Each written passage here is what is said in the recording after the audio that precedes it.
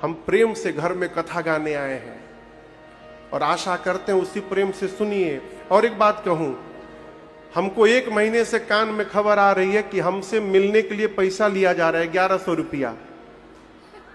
हम स्पष्ट बताते हैं, धरती के किसी कोने में पूरी दुनिया में राम कथा गाते हैं, कहीं भी हम मिलने पैसा लेके नहीं मिलते। इसको समझिएगा। मिलने का समय निश्चित होता है। प्रत्येक कथा में दोपहर में 1 घंटा, जिसको आना है दरवाजा खुला है, आइए। लेकिन एक प्रार्थना है, एक बार जो मिल के चला गया अगले दिन दोबारा फिर ना आवे, क्योंकि दूसरे लोग भी आएंगे। एक ये लोग बार बार आएंगे तो जगह सीमित है। एक बार जो आया मिल लिया गया, अगले दिन दूसरा कोई आएगा, इतना निवेदन है। लेकिन मिलने के लिए कोई रुपया चार्ज नहीं किया जाता। हमारे घर में हो रहा है यो एगो आनंद है। यो आनंद है, आनंद में बने रहिए। आप दर्शन करिए। जानता सब है, मानता कौन है हो? दशरथ जी महाराज जानते हैं कि राम जी परमात्मा है, मानते नहीं है। जानते हैं क्यों? थोड़ा पीछे लेके चलता हूं। श्री दशरथ जी महाराज ही पिछले जन्म में मनु महाराज के रूप में थे और कौशल्या मैया शत्रुपा मैया थी। कल प्रसंग सुनाया था आपको बीच में थोड़ा सा। नैमिषारण्य में 23,000 वर्ष तपस्या किए दोनों लोग। जज साहब, कितना दिन? 23,000 वर्ष तपस्या करते करते शरीर के मांस गल गए थे। शरीर पर केवल अस्थियां बची थी और अस्थियों के ऊपर ऐसा लगता था किसी ने चमड़े का वस्त्र पहना दिया है। अस्थि मात्र होए रही शरीरा, तदपि मनाग मन ही नहीं पीरा। उसके बाद भी मनु जी को कोई ग्लानि कष्ट नहीं था। 23,000 वर्ष बाद भगवान की ब्रह्मवाणी हुई, मांगु मांगु बर भय नभ नभ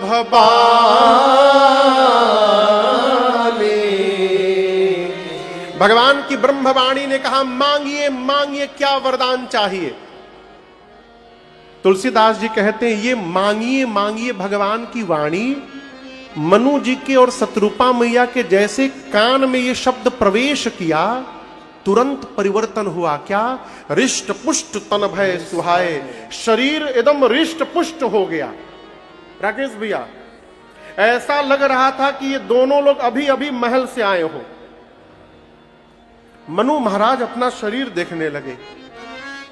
शत्रुपा मैया से बोले, महाराज कि देवी, जिसकी आवाज सुनाई पड़ गई तो इतना परिवर्तन हो गया, वो दिखाई दे देगा तो कितना परिवर्तन हो जाएगा। बोले मनु जी, प्रभु हम आपको देखना चाहते हैं। जैसे मनु जी ने कहा, श्री सीताराम जी युगल रूप में उनकी आंखों के सामने प्रकट हो गए। साक्षात भगवान श्री राम जी प्रकट हो गए। कभी अवसर मिले तो लखनऊ के आगे नैमिषारण्य है, चक्र तीर्थ है, धरती का केंद्र है वो। वहीं पर चक्र तीर्थ के पास में ही वो स्थान है। लेटे वहां पर खड़े हनुमान जी, हनुमानगढ़ी है, विशाल हनुमान जी है।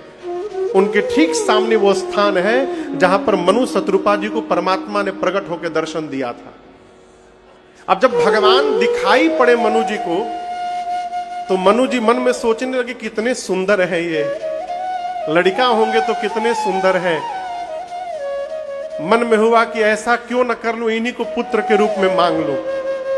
लेकिन मैं आपसे एक प्रश्न पूछ रहा हूं, आप में से कोई अपने पिताजी से कह सकता है कि पिताजी, इस जन्म में आप बाबूजी बने, हम लड़का बने थे, हम चाहते हैं अगले जन्म में आप लड़का बनिए, हम बाप बने आपके? कोई कहेगा पिताजी से? बोलिए।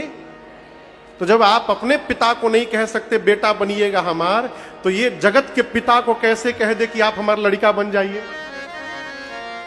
तो मनु जी दिमाग लगाएं, कहे प्रभु आपको नहीं कह रहा हूं, आपके जैसा बेटा चाहता हूं। एक चाहूं तुम ही समान सुत, भगवान बोले अब अपने जैसा कहां ढूंढने जाएंगे मनु जी। राम जी कहना चाहते कि मेरे जैसा दूसरा कोई है ही नहीं। अंत में भगवान ने कहा कोई बात नहीं, आपके लिए मैं ही आपके घर में पुत्र बन करके अवतार ले लूंगा, ये मेरा वचन है आपको। इसके बाद जो मनु जी ने बात कही ना, वो बड़ी अद्भुत बात है। मनु जी कहते प्रभु मेरी प्रार्थना है, आप जब मेरे घर पुत्र बन करके आए ना, तो एक कृपा करिएगा नाथ, मैं आपको भगवान न मानूं। क्या न मानूं? भगवान। क्या मानूं? मैं आपको अपना पुत्र मानूं नाथ। यदि भगवान मान लूंगा ना, तो आपसे भय लगेगा, मैं प्रेम नहीं कर पाऊंगा।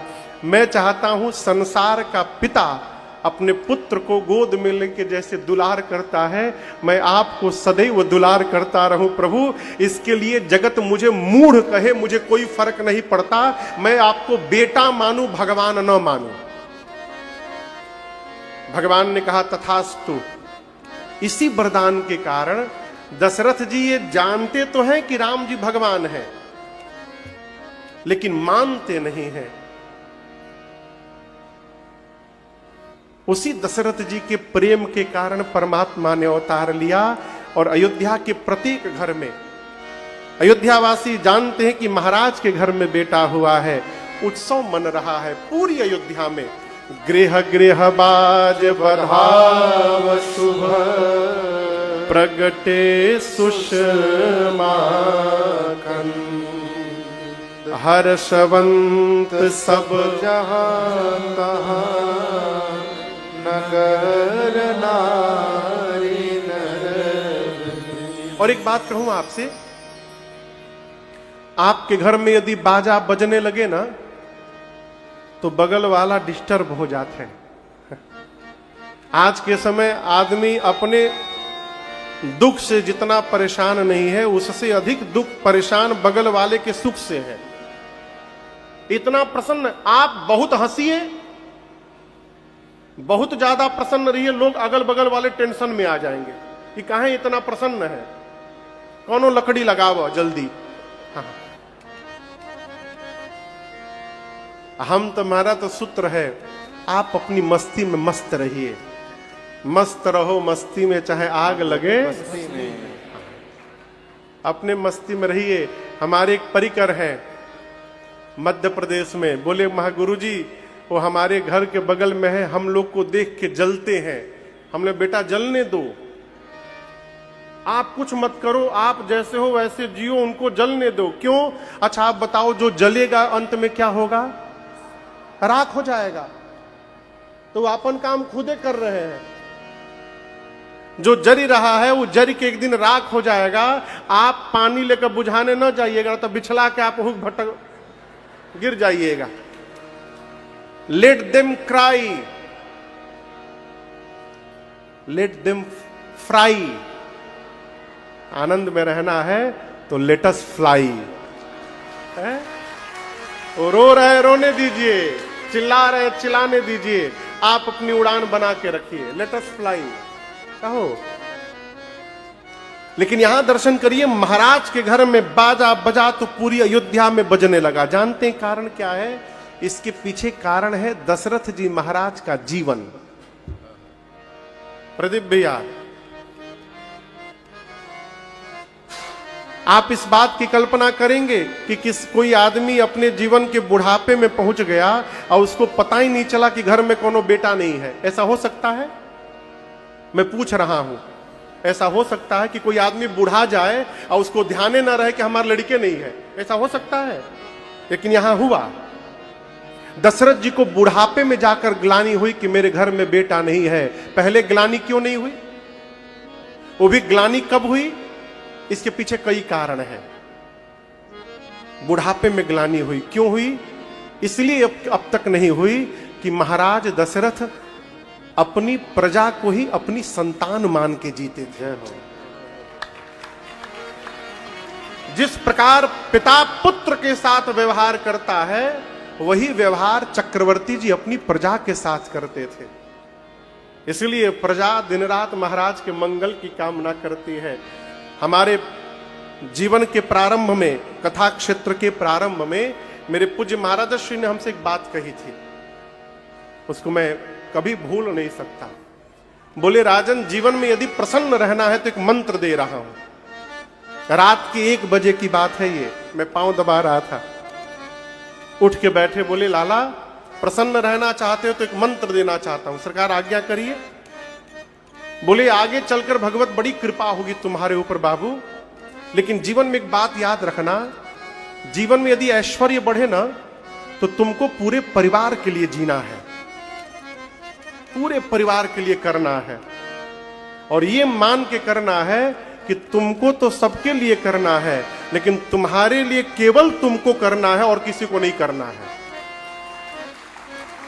तुम करते रहो, ये आशा लगाकर जिस दिन करेंगे कि हम किए, सामने वाले ने क्या किया, उसी दिन दुखी हो जाइएगा। आप अपना कर्तव्य करते रहिए, सामने वाला यदि आपके लिए जी रहा है, ये आपका सौभाग्य है, नहीं जी रहा है तो भगवान से कहिए, प्रभु हमको इस योग्य बना के रखिएगा कि हमको किसी की आवश्यकता ना पड़े, हम अपने आप को संभाल सके।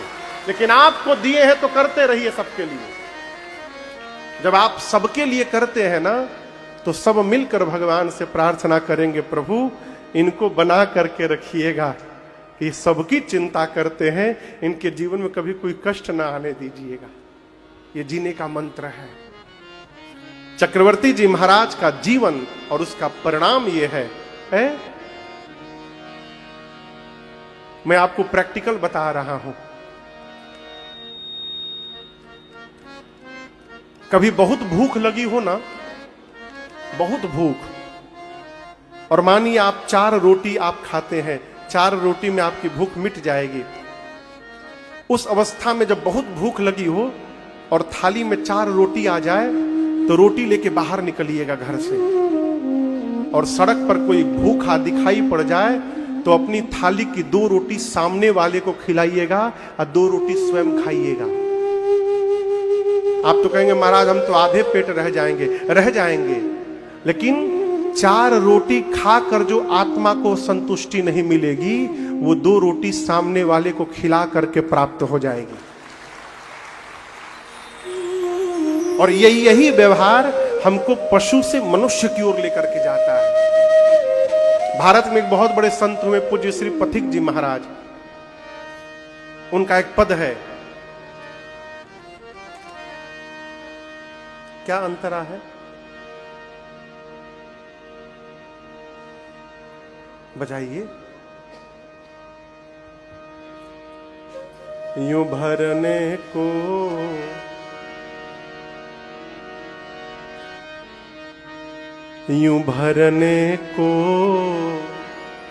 तो दुनिया में पशु भी पेट भरते हैं।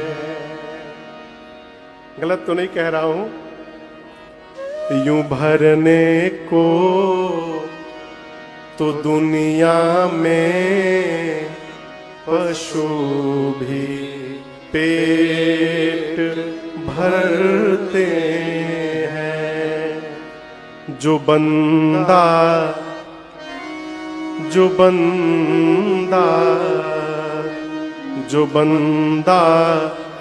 बांट कर खाए उसे इंसान कहते हैं। जो बंदा बांट कर खाए उसे इंसान कहते हैं। ये जीवन है। ई ना कि गुरु जी के पास मिठाई आई तो गुरु जी लुकवा के रख ले बानी, डिब्बा के डिब्बा गुरु जी तकिया के नीचे, पलंग के नीचे लुकवा के रख ले बानी, और जब मिठाई में भुअरी लग जाता तो ले जा धो के खा ली हो। हाँ, ऐसे भी लोग हैं। रखे मिठाई में भुअरी लग जाता, और उसमें गुरु जी कुछ नहीं के बस हिंगा झाड़ के धो के खा लिया। ये कौन जीवन है हो? महाराज का जीवन, उसका परिणाम अयोध्या उत्सव मना रही है। चक्रवर्ती जी महाराज आनंद में है, लेकिन थोड़े चिंतित हैं। किस बात को लेकर? गुरुदेव ने कहा था कितने पुत्र होंगे? बोलिए, जोर से बोलिए। 4। कितने हुए हैं अभी? 1। गुरुदेव भगवान सोचने लगे कि महाराज सोचने लगे गुरु जी की बात असत्य नहीं होगी। बड़का आ गया, बात के 3 वाले क्यों नहीं आ रहे? तब तक दासी ने आकर कहा, महाराज कैकेयी सुता सुमित्रा दो, कैकेयी सुता सुमित्रा दो, सुंदर सुत जनमत है, सुंदर सुत जनो, वह सुख संपत्ति समय समाजा,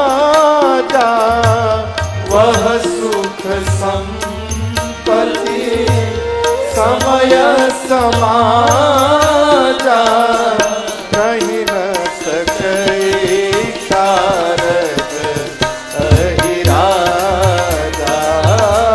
कहीं न सके शारद अहिराजा, कहीं न सके शारद अहिराजा। आदरणीय क्षमा करिएगा, हमको लगा आप एडीजे हैं, आप एडीजी हैं। ओ क्षमा करिएगा, जय जय, कोई बात नहीं।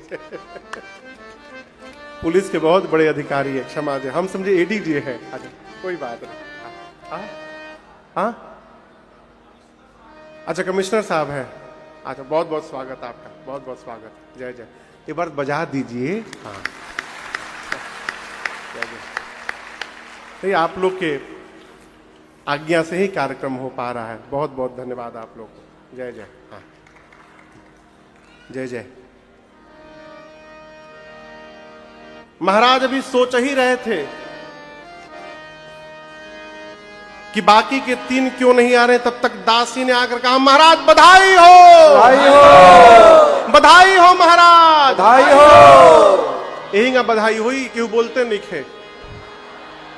बधाई हो, बधाई हो, बधाई हो महाराज, बधाई हो।